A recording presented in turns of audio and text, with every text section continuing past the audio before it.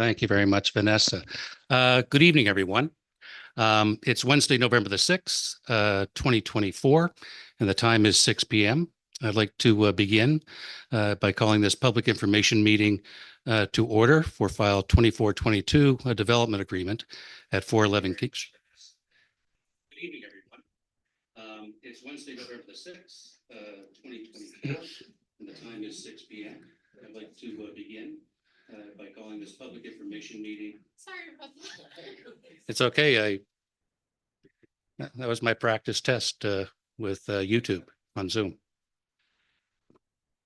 I should have told you about that in advance.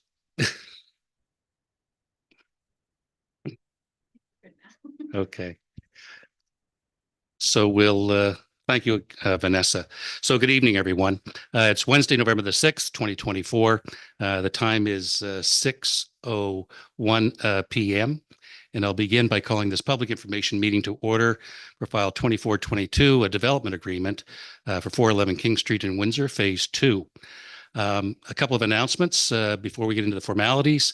West Hants Regional Municipality acknowledges that we are in Mi'kma'ki, the ancestral and unceded territory of the Mi'kmaq people, and that this land is governed by the treaties of peace and friendship signed in 1726. West Hants Regional Municipality recognizes that we are all treaty people and have responsibilities to this land and each other. The West Hants Regional Municipality also recognizes African Nova Scotians are a distinct people whose history, legacies, and contributions have enriched that part of Mi'kma'ki known as Nova Scotia for over 400 years.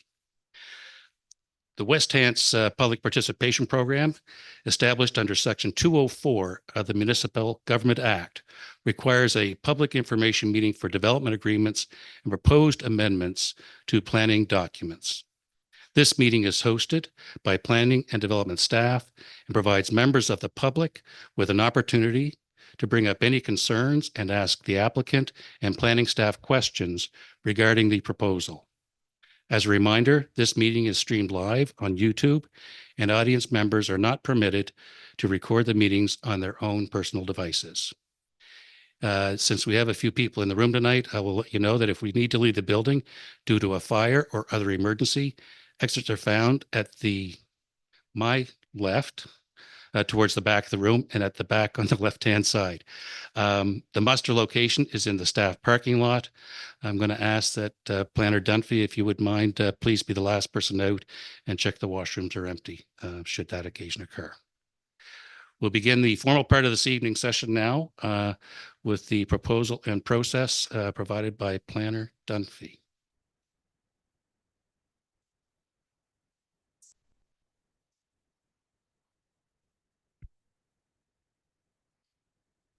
All right, thank you, Chair. So this is a development agreement application for Phase 2 of the 411 King Street proposal in Windsor. A completed application was received from Edward Edelstein of Geome Properties on September 1st, 2024, and this application was to allow a 7-story, 60-unit apartment building by development agreement. As stated previously, this is a part 2 of an application. So part 1 has already been dealt with previously, and that was an 18-unit stacked townhouse. And so that has already went through the development agreement process. So tonight we're only looking at part 2, which is the 7-story, 60-unit apartment building by development agreement. So here you can see an image of the site plan for the development. The proposal is 6 floors of residential development above an on-grade parking floor. So that would be 60 units with 60 proposed parking spaces, and this would be in behind the site of Phase 1. So as indicated here, the blue dotted line sort of separates the Phase 1 on the front half of the development from Phase 2 in the back half. So on the existing property, we have a church with a development agreement currently permitted to construct 18 townhouse units. This subject lot abuts lower density residential uses to the north, commercial uses to the south and east that include restaurants, personal service shops, and other commercial uses, as well as Victoria Park to the west of the subject lot. So just barely pictured here. For the designation of the subject property on the Windsor Generalized Future Land Use Map, we have the community use designation, so similar to the park across the street. We also have nearby the residential designation north of the property, so this sort of orange color here, as well as commercial designations to the south and east of the subject property. For the zoning of the subject property, that would be the general commercial zone, and that is shared by a number of properties to the south and east, alongside with the highway commercial zone. To the north and one property here to the south, we have the single unit residential zone. And over on the west side where the park is, that is open space. You'll also notice here a shaded shape, and this indicates the environmental constraints overlay that is overlaid the entire back half of this property. So here you can see a view of the subject lot from King Street. So this would be the driveway into the site for phase two, and that would be sort of straight ahead and on the left. Here you can see a view of some of the surrounding uses on King Street. So we have the Windsor Community Center on the left here, and some of the residential uses on the right-hand side of the left photo, as well as some of the residential and commercial uses pictured in the right-hand photo. So we have a number of policies that we'll look at throughout this process. The first that we look at is the one of the enabling policies here. And so this is policy 16.1.4. This enables council to consider entering into a development agreement for a property immediately adjacent to a given land use designation. And in this case, it would be the residential land use designation, which the subject property is immediately abutting. Next, we have the general criteria for all development agreements. So that's policy 16.3.1. And for the specific policies we'll look at here, we have 5.4.6, which enables council to consider new multiple unit residential dwellings of 3 units or more in the residential designation by development agreement. Policy 5.5.1, which enables council to consider dwellings in excess of 3 stories by development agreement. And lastly, policy 12.0.2, which requires an environmental study conducted by a qualified person, which identifies constraints to construction and how to address them. So for our process, we have to date on this file. It's still very early in the process. This is the first public meeting and the first opportunity for public input. Tonight is the public information meeting. It will then move on for an in-depth staff review, and then staff will bring a review and recommendation report to the Planning and Heritage Advisory Committee on December 12th.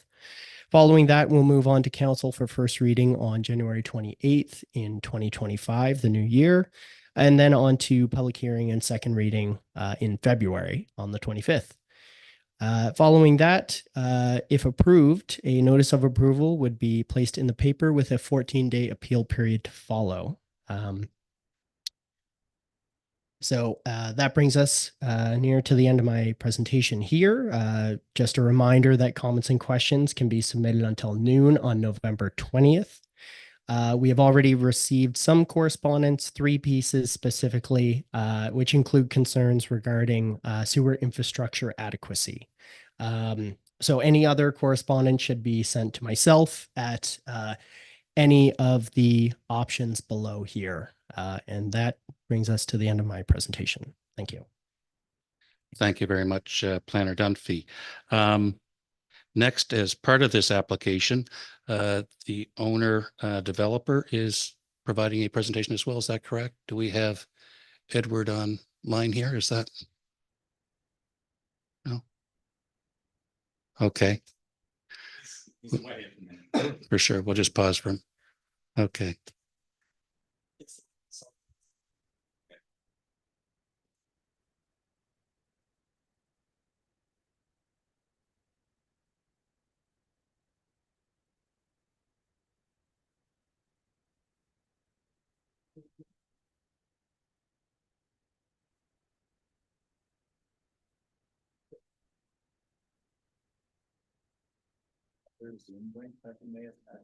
I just promoted him to a panelist, so he should be.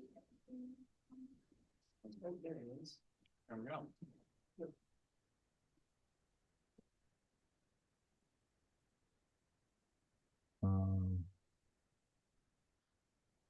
Am I able to hear you there, Edward? Hello. Can you hear? Hello, Yeah, Edward. Can Hi. you hear us? I can hear Hello. you. Yes, hi. Thank you for joining us. No, thank you. We don't have an image of you, but we do see your name there. So I'm trying perhaps to open that, but you guys keep going. Don't let me hold you up. you're at bat. Oh, is it me?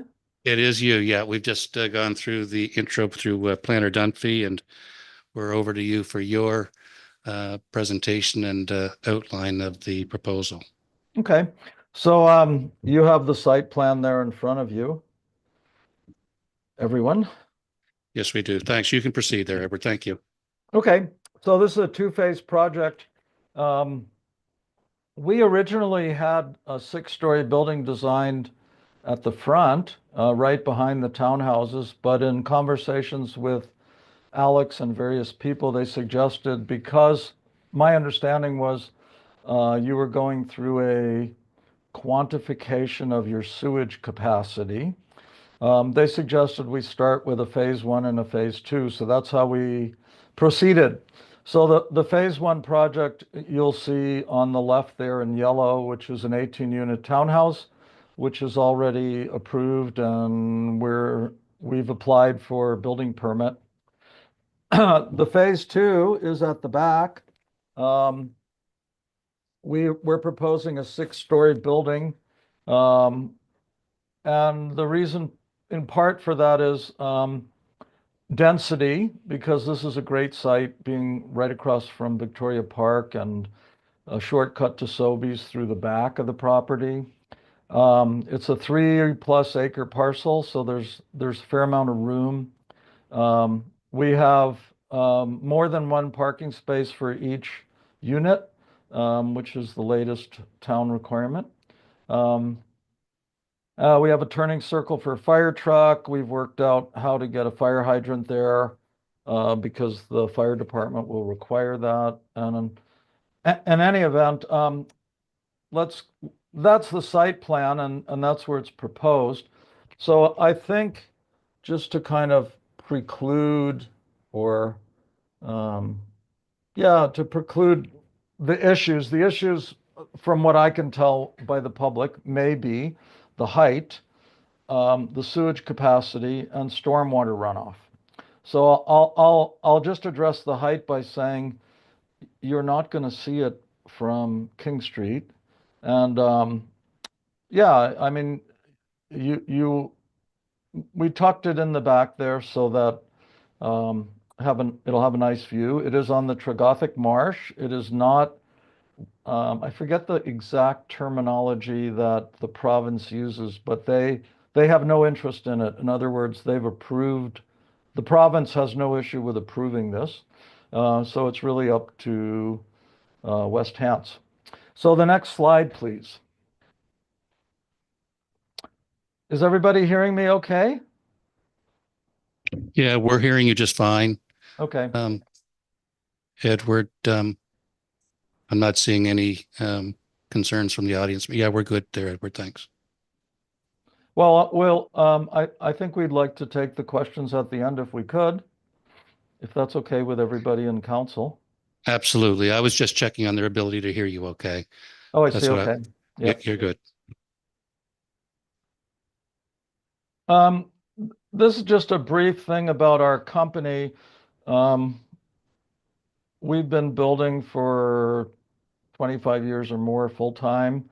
Um, we are eco green homes. We build super energy efficient or very energy efficient buildings. My background is in nonprofit, really, in Waldorf schools. So um, we're aware of community, we're responsive to the community, and we hope that this project would be a benefit to the community. Um, it's an interesting site in that it is on the Tregothic Marsh, which I point out is not currently used for any agricultural use, although it's some of the best agricultural land in the province because it has deep soil. So one portion of our project, which we show on the site plan, is an agricultural component.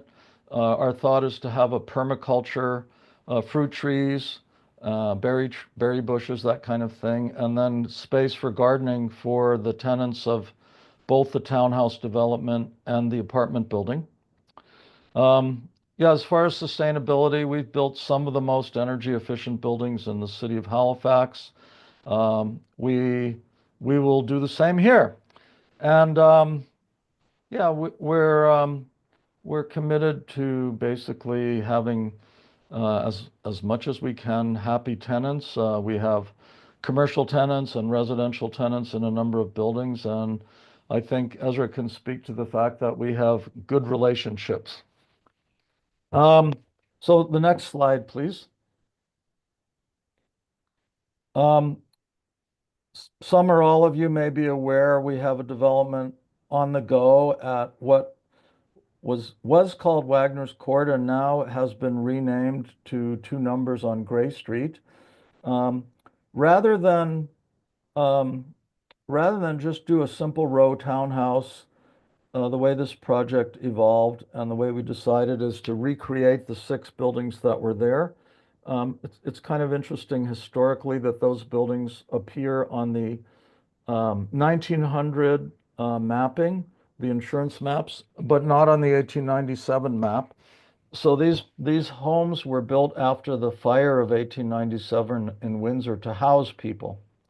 So I think it's a good use of what we're doing, and we were, with the help of the town, we were able to create 11 units. So we have 1 3-bedroom, 5 2-bedroom, and 5 1-bedroom units.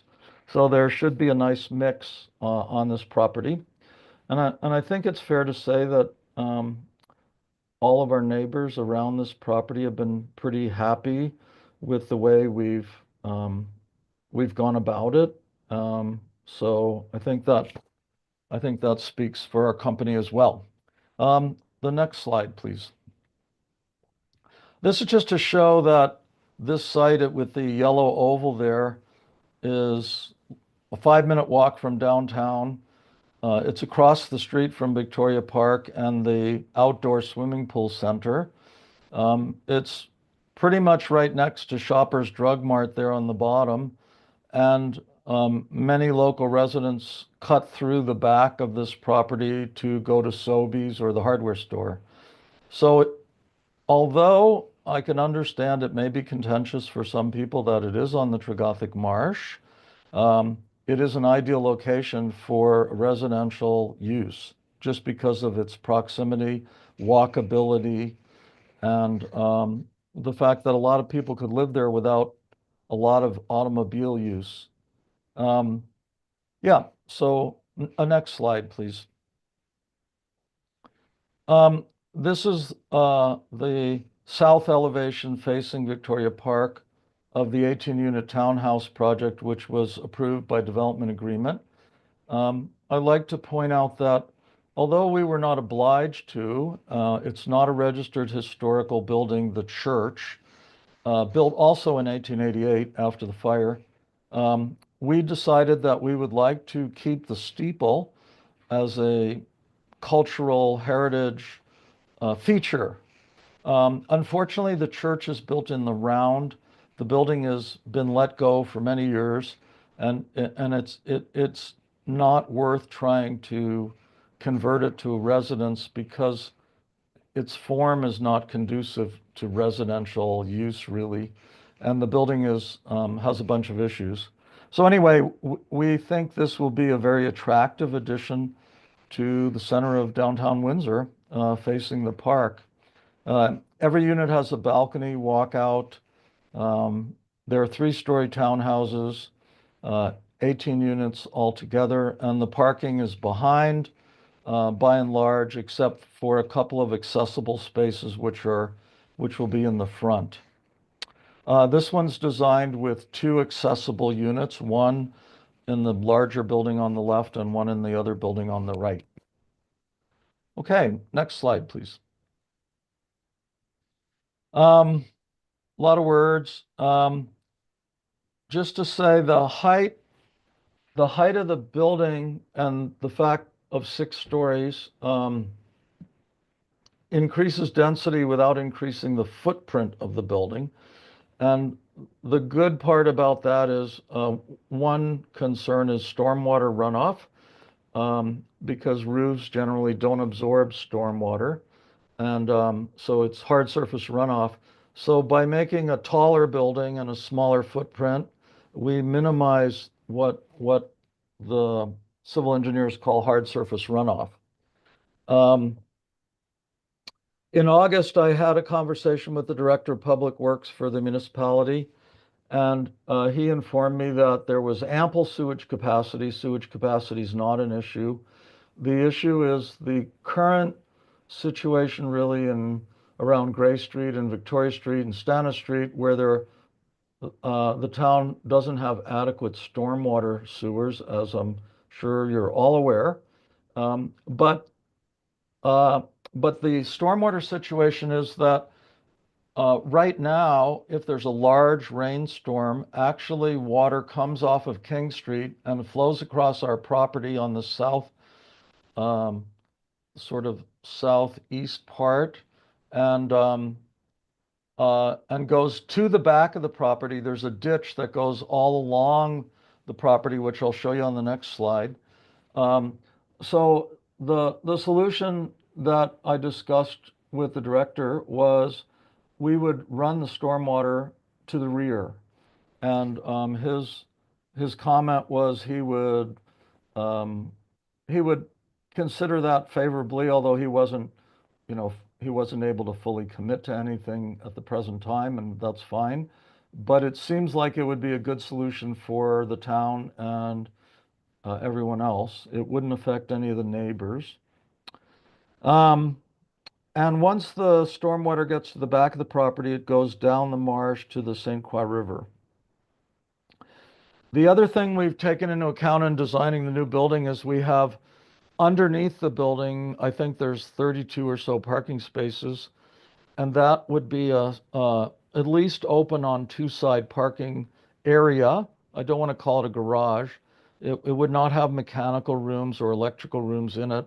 And part of the idea of that parking is to keep the cars under the building so they don't have to go out on the site, because we want to preserve the agricultural component.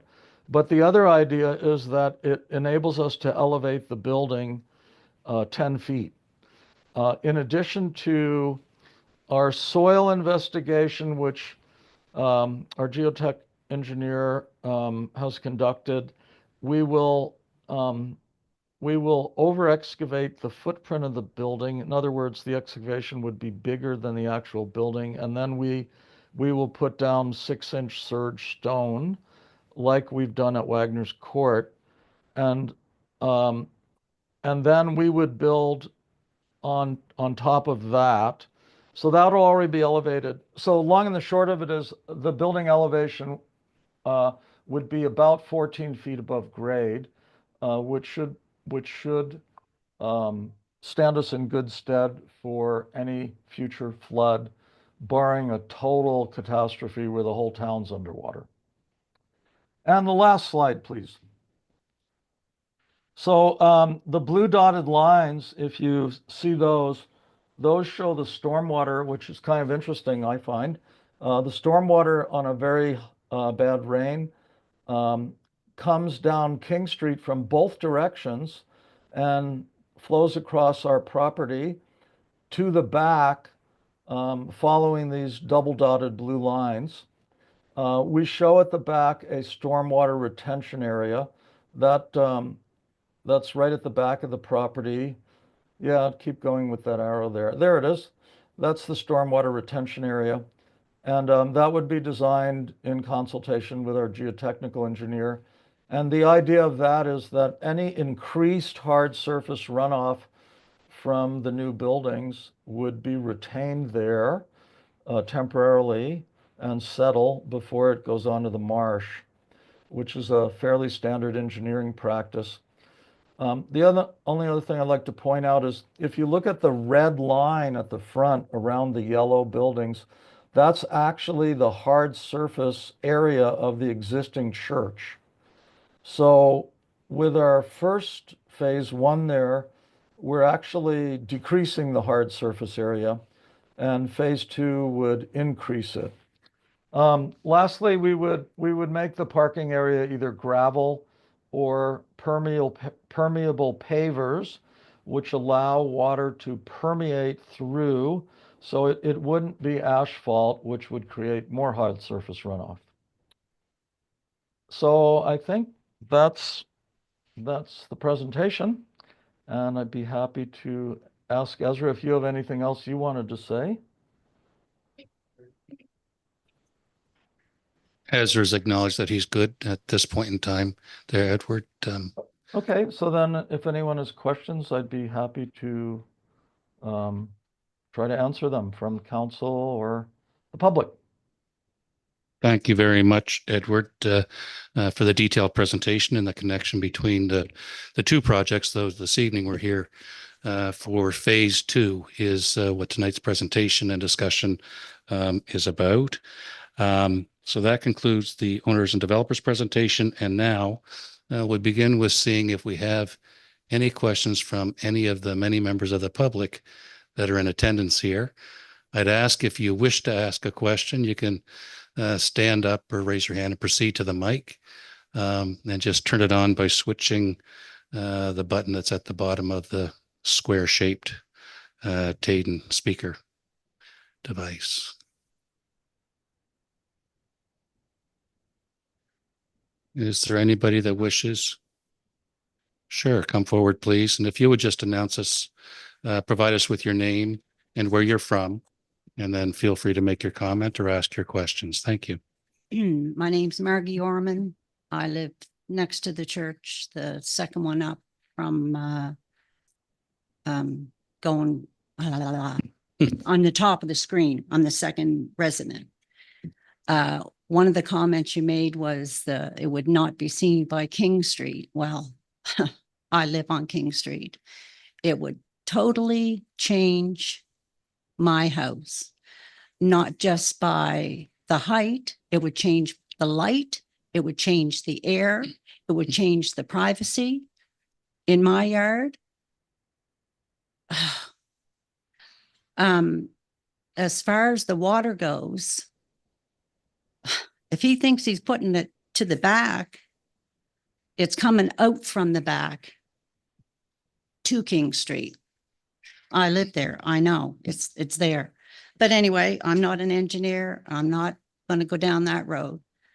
But that would just, it doesn't suit the town, something that high. It's just not good for where it is. And as far as it looking nice across from the park, no, I'm just totally against it. Strongly. That's it. Thank you very much, Ms. Orman. Appreciate your comments, and they'll be noted. Anybody else wishing to come forward, please?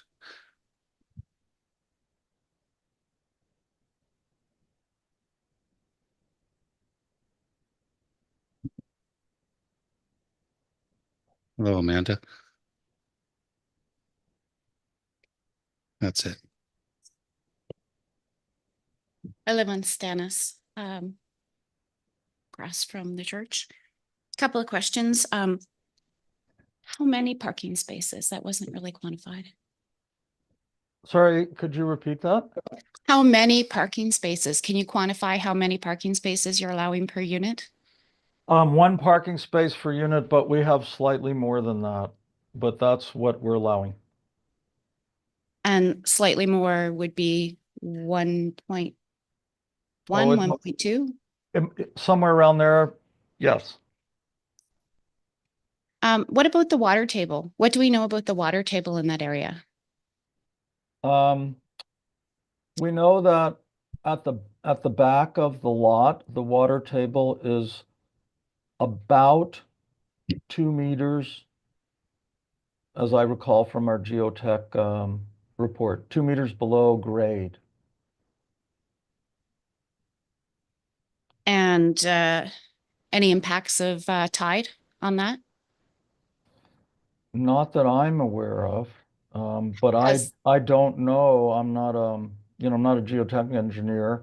Um, all I know is what I read in the report from the geotechnical engineer.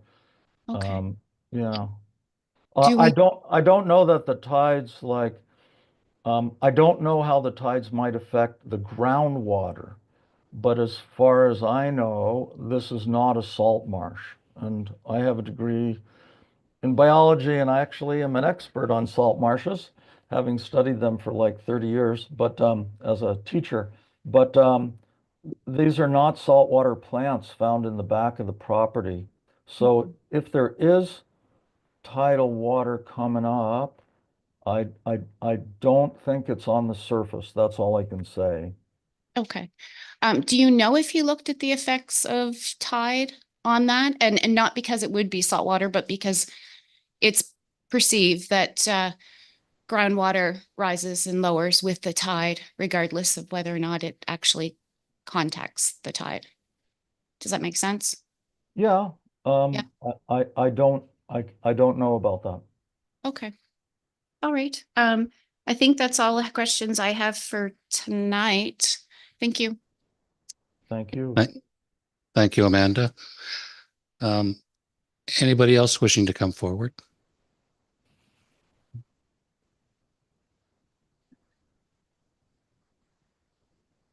I'm Terry Jagger. I live in the flood zone. Like some of the people that are here live in the flood zone. And if you live there, you know exactly what the hell goes on. Climate change has caught everyone unaware, and to have flooding in and around your home is hard enough. To have sewer with feces, tampons, urine, used condoms, etc., makes it way worse.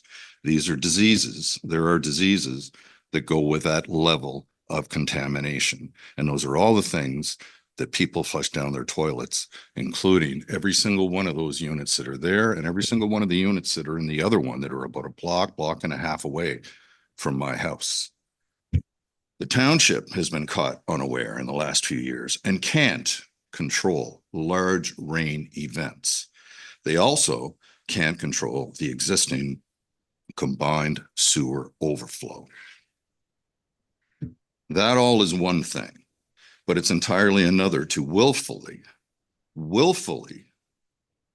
torture existing residents by allowing even more sewer into the system to make those taxpayers deal with even more feces, tampons, urine, used condoms, and all the disgusting things people flush down their toilet during major rain events. Not happy about this, or anybody in the township that decides that anything like this is a good idea. Well done. Thank you, Terry. Anybody else wishing to come forward and speak?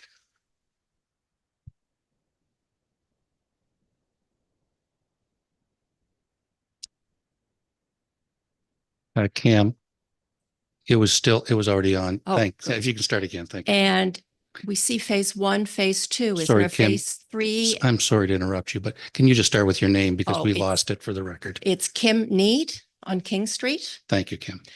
And yeah, there's a phase one, phase two. Is there going to be a phase 3, 4, 5? No, no phase 3 or 4 or 5, For sure? for sure.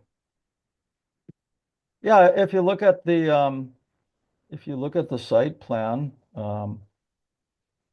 that's it. We have an agricultural component, we have parking, we have stormwater retention. Things change though, as time goes on, plans change, money changes. The other thing is how many vehicles potentially will be there? And- Well, there would be about 80, 75, 70 to 80 total, I think. Because If you all of add up- these vehicles are going to be traveling down the road in front of my place. That's barely wide enough for the traffic that goes down there now. The one-way part of King. Mhm. So unless the town is going to be dealing with some of these other structural issues to allow for all of this extras. Anyways, that would be my concern. Thank you, Kim. Anybody else wishing to speak regarding? Please come forward, miss.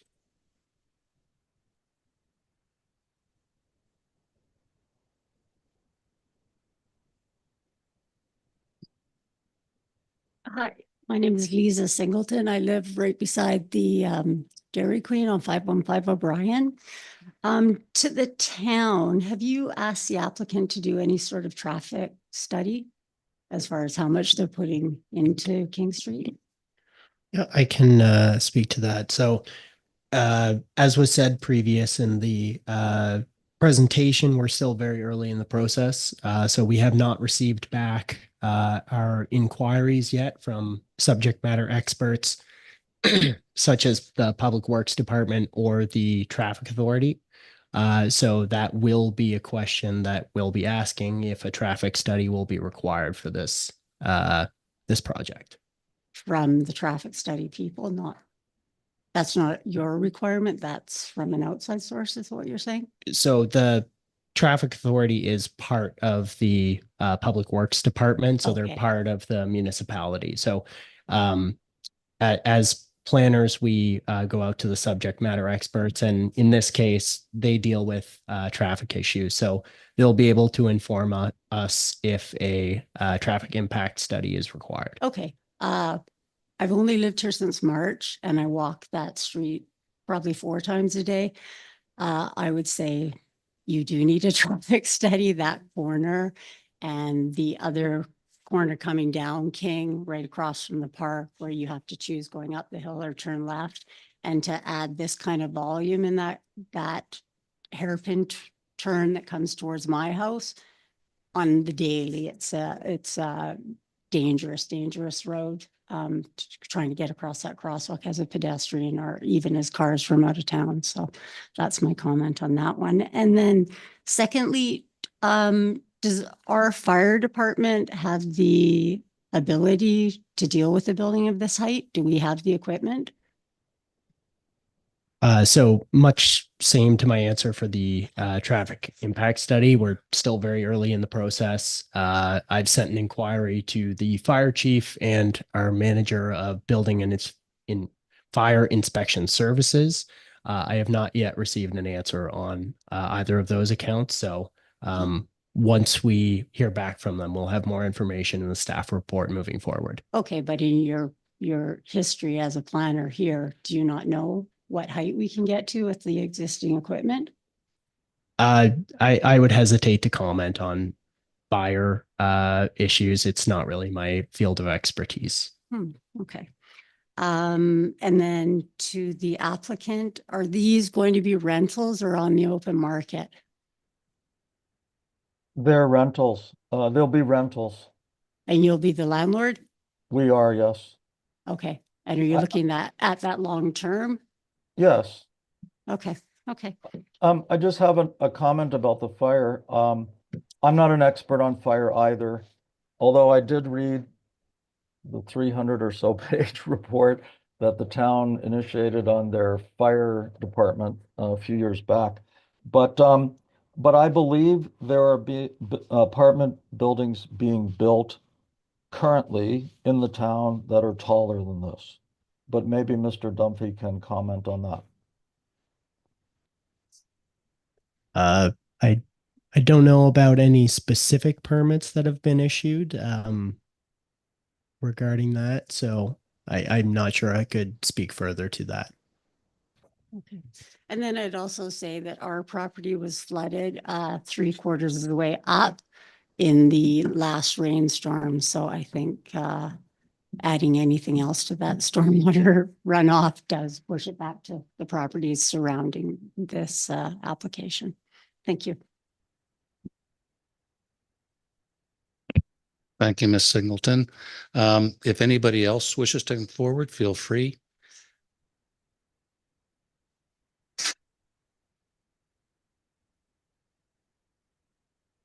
Good evening, Sarah Orman, resident at Wentworth, grew up on 381 King.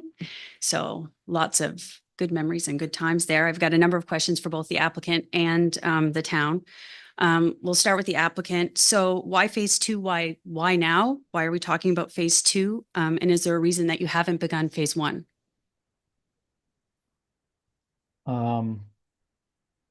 Well, although there's not shovels in the ground, in order to build phase one, there's a lot of background work that we're doing. We've also been busy rebuilding Wagner's Court, which we're starting to close in on. So that's why. But we have a demolition permit, and we would start that demolition partial within the next few months. So I hope that explains why we haven't done anything with it yet. We've been busy, basically. Okay, not entirely, but is the viability of phase one project reliant or necessary for phase two in terms of financial feasibility for the project to move forward for your organization? Do you require phase two in order for it to be completed? No. Okay, my concern as a resident is that we have to have phase two in order to make phase one, and I just don't want to see the church sit there vacant and rotting away like we've seen over the last several months. In addition, there has been recent dumping activity in the back. So my question is both to the applicant and to the municipality. Have permits been issued for said dumping? And if not, what has been done to mediate this? Alex, you want to speak to that, or shall I? Sure.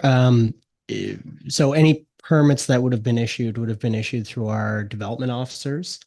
I'm not sure I have the full information from the development officers on the permits that were issued, or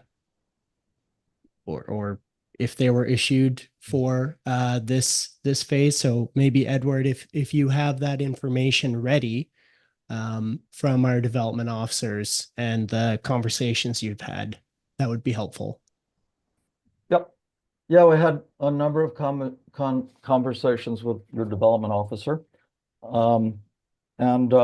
We did receive a permit, and it's part of the rationale for what you're calling dumping is there's a peat underlayment on the soil on this property.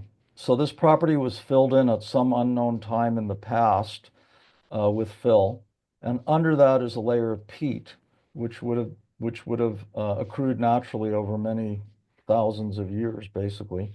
And the purpose of the dumping it's a settlement test that's being conducted along with our geotechnical engineer to see how much settlement will occur in the areas where the parking is proposed. So the idea is you put a bunch of soil there, and we installed iron rods, or the geotech engineer did, and we're monitoring how much the peat is settling to see whether we have to excavate the peat to create a parking area, or whether it can be left in place, which would be cheaper and a better environmental situation, and put the parking on top of it. So that's what that's about, and we have a permit to do it. Okay, but the municipality at this time cannot confirm? I don't have that information in front Okay. of me. Okay, that's fine.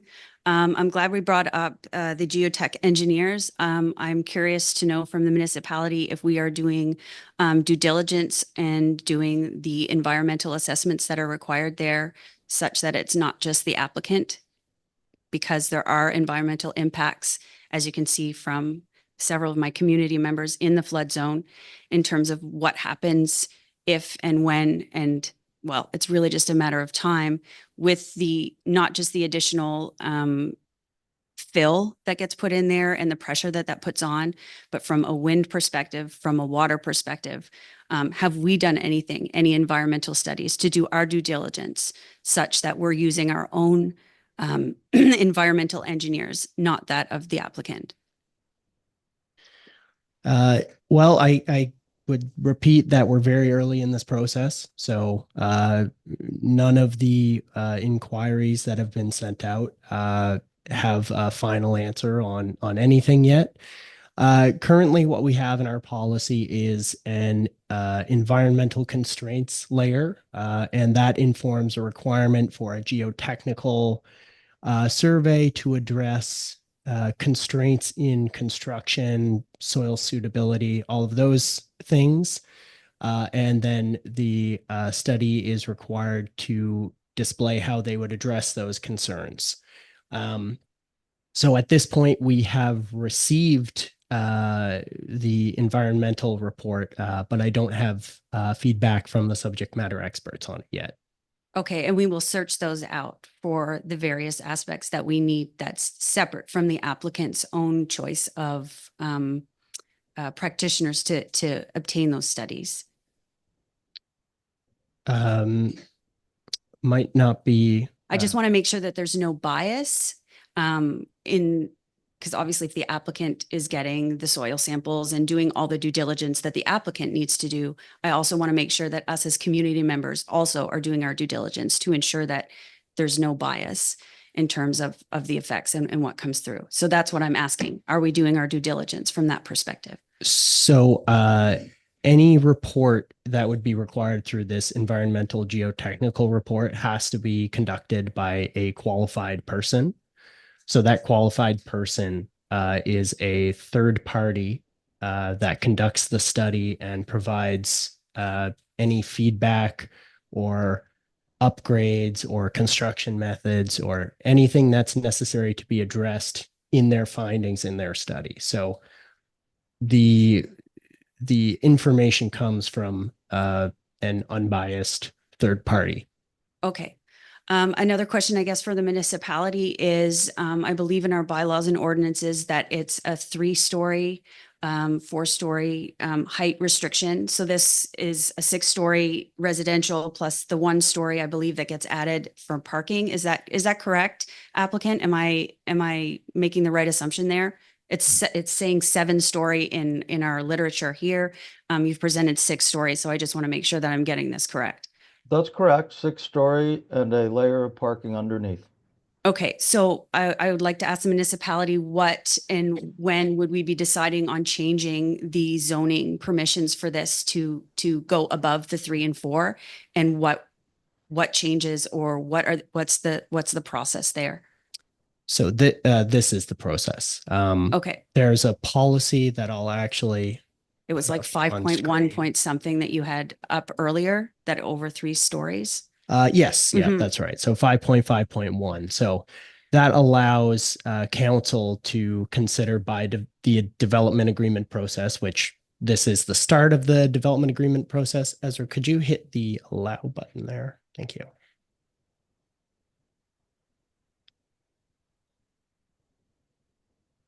Oh, sorry.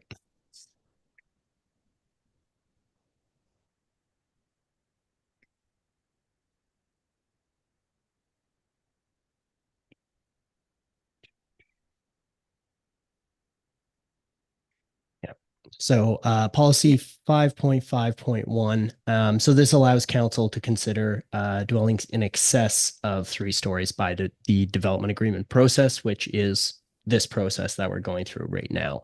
So that would not affect the wider zoning of all properties with this zone. That is only this project specific to this development agreement that's drafted. Correct, but my concern as a community member is that that's would set precedent. So we start with, you know, a 7-story one at 411 King, and then there's other ones that are going up around town. Part of what makes our community unique and I think is the fact that it remains a small town. It has a certain feel. There's a culture here.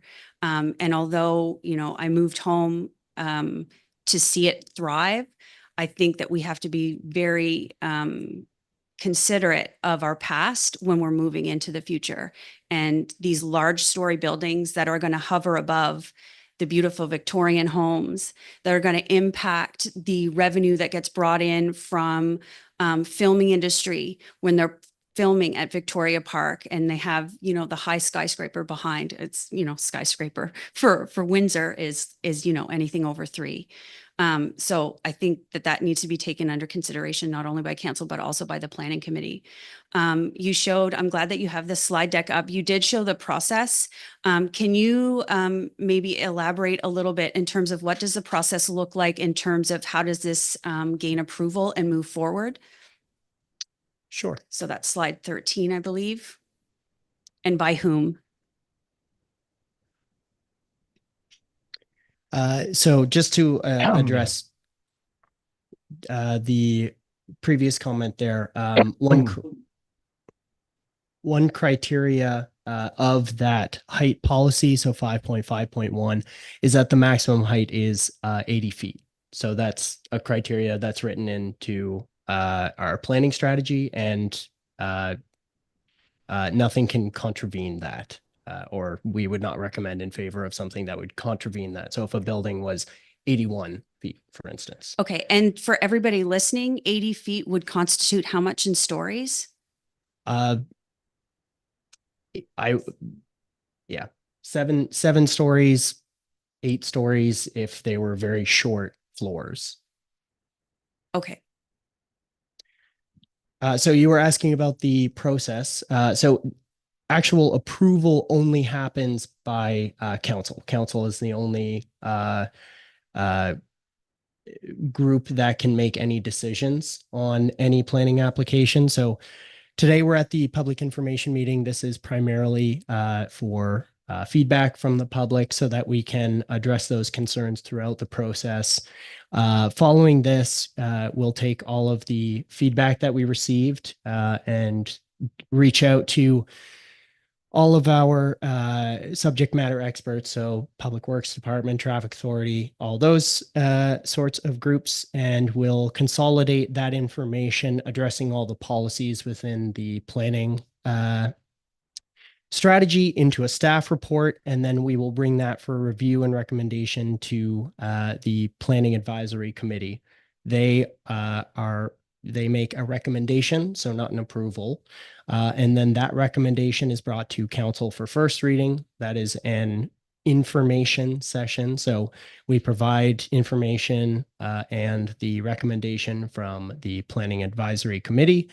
And then from there, it'll move on to the public hearing and the second reading. So the public hearing is where the public has another opportunity to speak in front of council.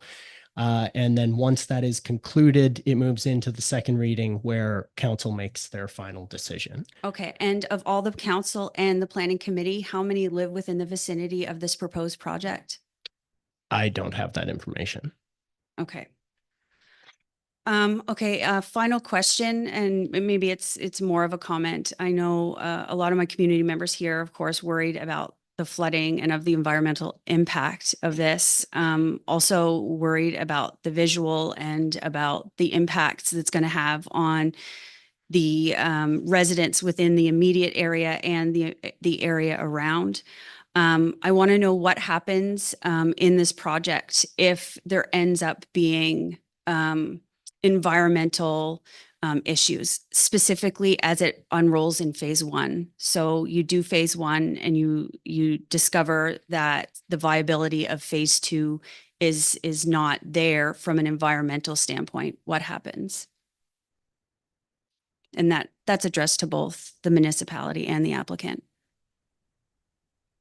I'd ask you what you mean by environmental standpoint. What are you thinking about? So, in your presentation, you were showing where the water runs off, and some of my community members have already mentioned that if you're directing it to the back of your property, all that's going to do is put it in the large ditch and runoff that runs then into the back of my parents' property, their neighbors, and whatnot. In addition to that, the flood zone is also highly impacted by the tides, as we saw catastrophically 2 years ago when we had that storm surge in at the same time as the tide. It did impact that. So my concern is you finish phase one, you realize that the runoff that you could count on or thought you could count on is impacting the residents or the community members that you say you're so concerned about in question one. What happens? Well, as far as I understand, the runoff, as I said earlier, when you have a large rainstorm, the water right now is running onto this property from King Street. And I know because we have elevations from our surveyor that the back of this property is lower than the front of the property. Who's So the that- surveyor that you used and the environmental company that you used to do your assessments? It's a licensed Nova Scotia land surveyor. His name is Sheldon Chisholm. Okay, great. Yeah, just to say, there are already two development agreements in place, which is what we're talking about here tonight, for larger buildings than this on 549, I guess it's Stannis Street, in back of the new Pet Value that was built, you know, that new little strip mall there. Mm-hmm. There are two development agreements in place for 4-story buildings already approved by the town, with a much larger This footprint.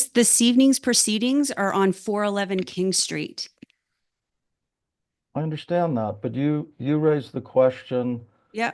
You raised the question about creating precedents, and no development agreement creates a precedent. There are site-specific approvals, but I'm just pointing out that there are already in place development agreements adjacent to this property, like right next door at the back, for two larger 4-story buildings,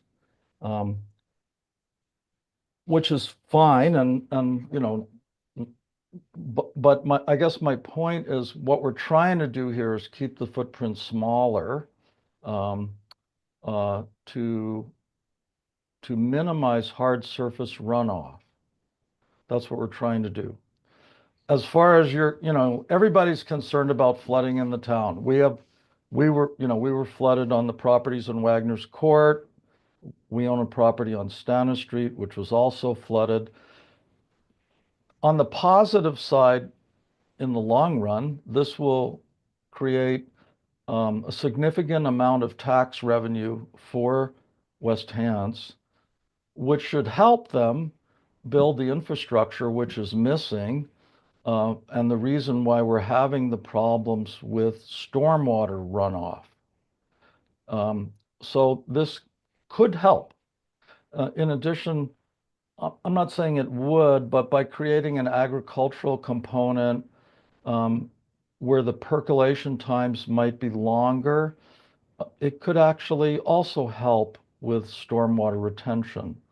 So, I'm also equally concerned about the large rain events, and we've been impacted by, as the gentleman said earlier, sewage infiltrating buildings, and nobody wants that. The problem there is with the current lack of infrastructure in the downtown core, which I know the town has scheduled improvements on, but that's going to take some years. I guess I was just more concerned about accountability, where it falls when it does flood. Thank you. I won't take up any more of your time. I appreciate the answers. Thank you. Thank you very much, Ms. Orman, for your detailed questions, and Alex for your detailed replies and response, and to you, Edward, as well. I know that this is a hot topic in some ways here, folks, and I want to thank you for maintaining the level of decorum that we've had in the room. And that so as we're asking questions for anybody else that comes forward, that when somebody is answering, that we just let them finish before we, but I'm really pleased with the exchange by way of information that's taken place here by way of concerns and questions. And I think it's all really good as part of this first step in the process. So I just want to say that before I see if there's anybody else to come forward. I also want to check, Ezra, I wasn't sure if you wanted to weigh in with as part of that dialogue, but it's all good. Okay. So thank you all for that to date. Anybody else in the room that has questions or comments that wishes to please come forward there, Amanda? I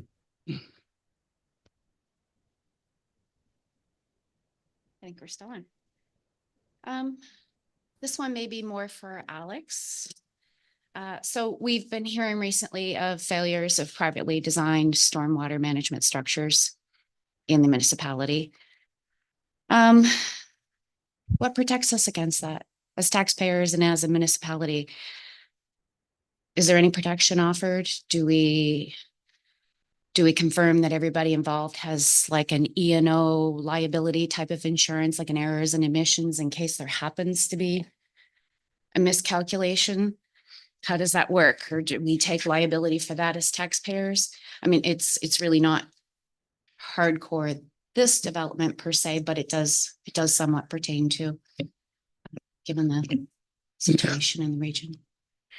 In terms of private systems, I would have to say I'm not a subject matter expert in that. That would have to be a question to our likely Public Works Department, or even the provincial Public Works Department, or maybe it's the Environment and Climate.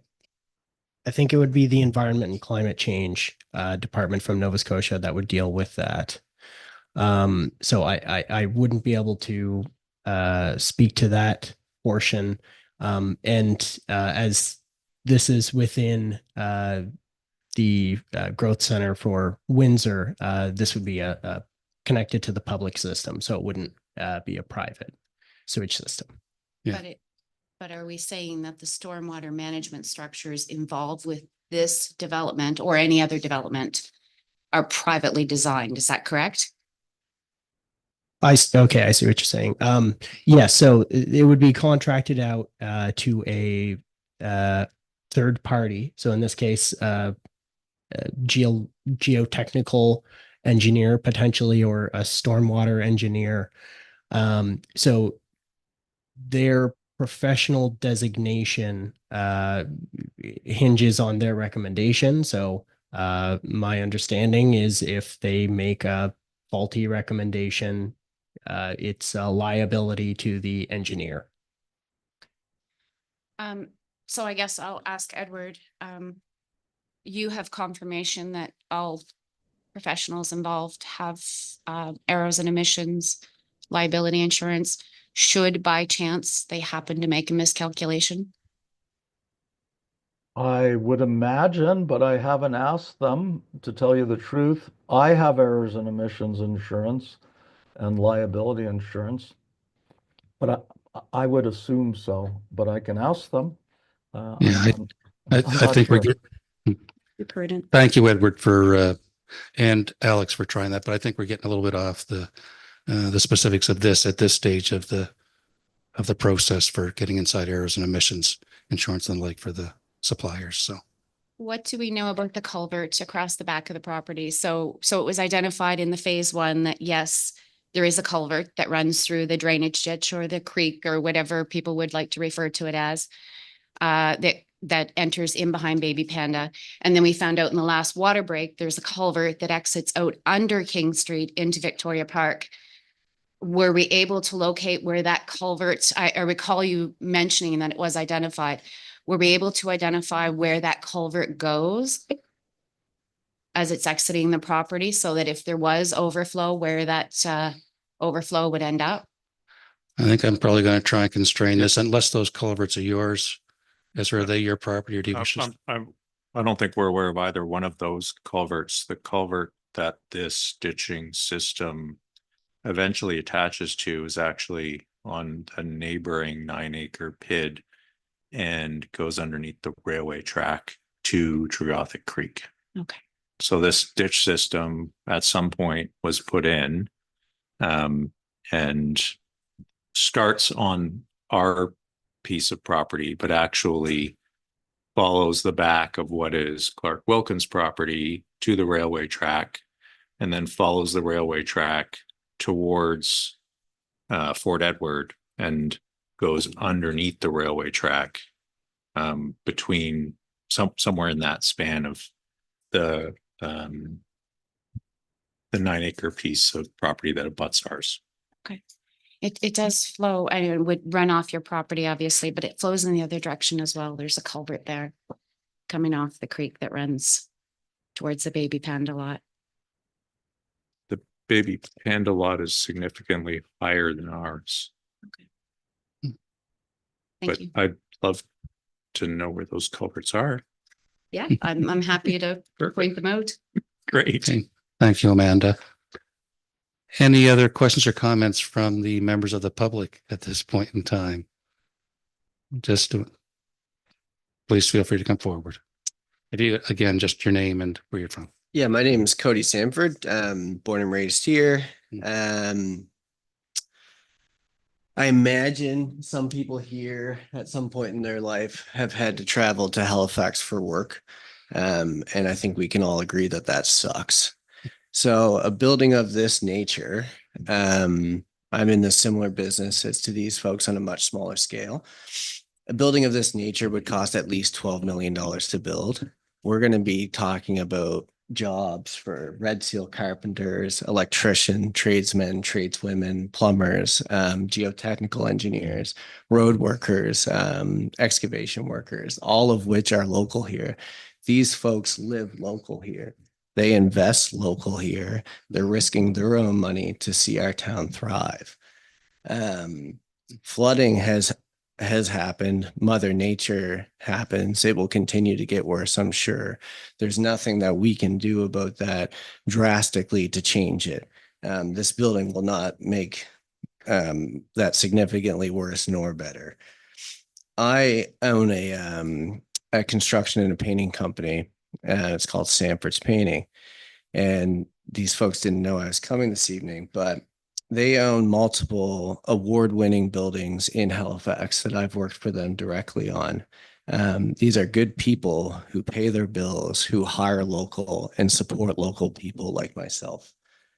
As you saw in some of these slides, they've already invested, millions of dollars into our community to help with the provincial and I would say nationwide housing crisis. Because of investments like this and because of developments like this, as recently, outlined in a provincial study, Hants County is one of the only, and I believe the only county in Nova Scotia that isn't suffering with a drastic housing shortage. We actually have enough supply for our demand. So a building like what Mitch Bryson's building, 80 plus units, what these folks want to build, 80 plus units. When you think of anything about supply and demand, the laws of economics, supply and demand, an increase in supply that will help lower rents across the board if we're all competing with each other. As mentioned previously, a building of this nature would increase the town's tax revenue drastically. If people are complaining about outdated water and sewer systems, which I agree with wholeheartedly, we need money to fix them. People complain about their taxes in town and how high they are. The only way we're going to get them lower is with a bigger tax base. Okay, this will help with that problem. I heard another lady back there mention, and it really resonated with me. I was born and raised here, and I left here for work because there was no work here. And I heard this lady say that she comes back and she wants to be a part of this booming town. I do too. And the only way to continue that is by allowing projects like this, which are very tastefully done. You look at that church and it would be an awesome feature on that, the phase 1, which is already approved. I would love to see the phase 2 be approved. I would love to see more investment in the multi-million dollars like these folks are willing to risk in our town. I'm very much pro this, and I hope that you guys get the building that you deserve to build. Thank you. Thank you very much, Cody. Appreciate your comments. Any other questions or comments from members of the public?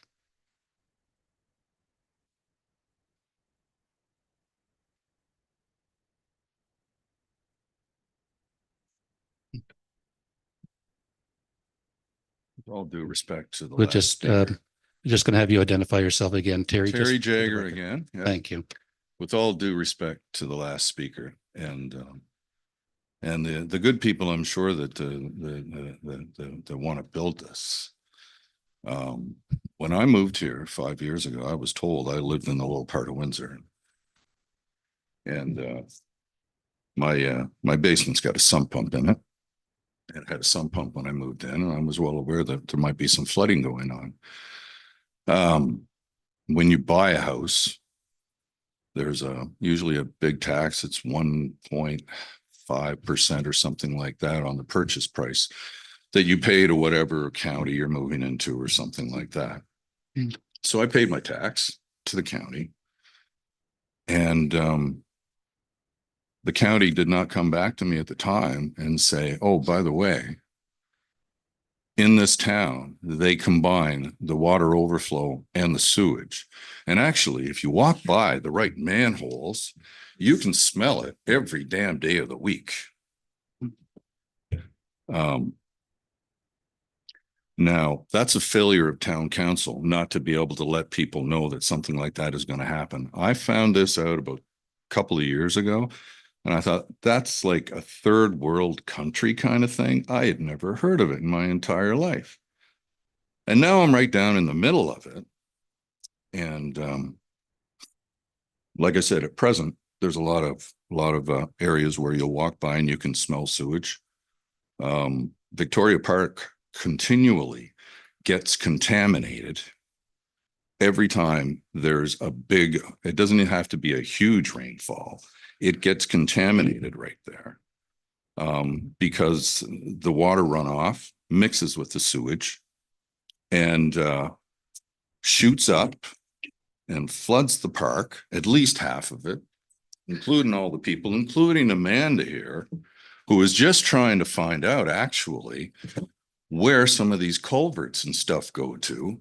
This project here is, there should be people here today to be able to tell us all exactly where all the culverts are, where all the water goes when there's water runoff and stuff like that. And apparently I see a lot of puzzled faces and stuff like that. So I think we're crossing outside the bounds of having the conversation about the phase 2 of this project. Okay.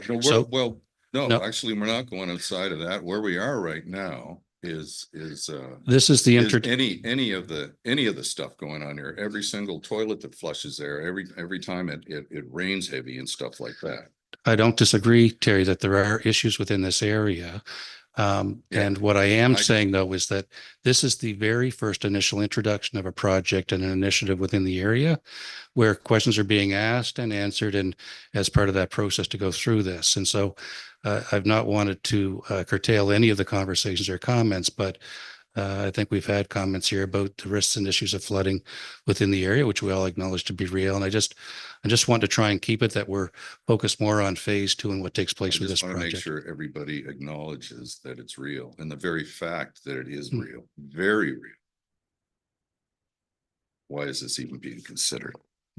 Thank you, Terry. Still open to the floor for any, I'll almost call for final comments from the public. At this point in time, any other questions or comments, folks, that we haven't heard yet? I'm not seeing any. I don't, any questions or comments from members of council that they may wish to make at this point in time? I'm not seeing any. I won't comment as chair at this point. I think we're pretty close to conclusion on this. Again, I want to thank everybody for what I consider to be respectful and detailed comments, questions, and concerns raised as part of this process. That's what's intended to take place with this, is that we cover as much as we can. And ideally, we've covered off on all the key points at this very first stage, as has been identified by Planner Dunphy. There's been no decisions made on this project at this point in time. There's still 2 and 3 steps left to go with public participation that will take place. That being general closing comments, I will say that comments and questions on the application are encouraged and can be received by Alex Dunphy until noon on November the 20th of 2024. His email address is adunphy@westhants.ca. That's ADUNPHY@westhants.ca, or his telephone number is 902-798-8391, extension 118. His contact information can also be found on the region's website at westhants.ca. I want to thank you all for coming out, and again for your participation in all the questions and comments and answers that have been provided here this evening. Thank you very much. I'll now call this meeting adjourned.